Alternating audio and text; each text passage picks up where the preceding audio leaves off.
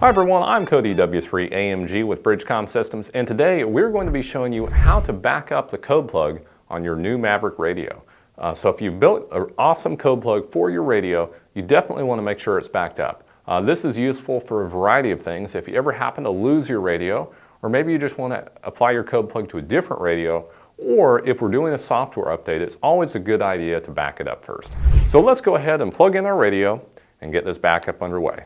So it's real simple. Just open up the port on the side of the radio, plug in your programming cable. There we go. Make sure our radio is turned on, which it is. Now we're going to jump in here to our computer. Go ahead and open up your software. Perfect. Once that's open, we are going to look for the COM port. So this button up here, go ahead and click on it and select the COM port for your radio. Now in this case, if we're not sure what the COM port is, because there's a few of them there's a real easy way to find out. So just unplug your radio and you're going to see one of them disappear. Now if I plug it back in, that's going to reappear. So in this case, I know that this radio is on COM 6. So we'll say OK, and then click the button to the left here that says read from radio. And there we go, OK.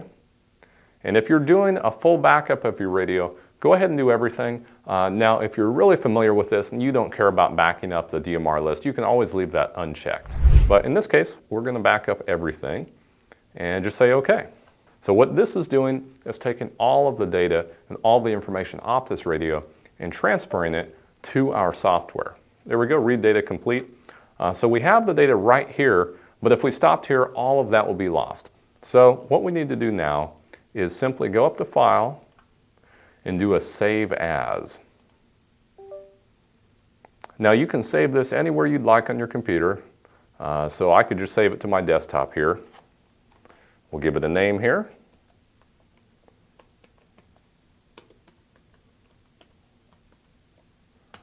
And boom. So now our radio is all backed up. Now we can go out to our desktop and look at this.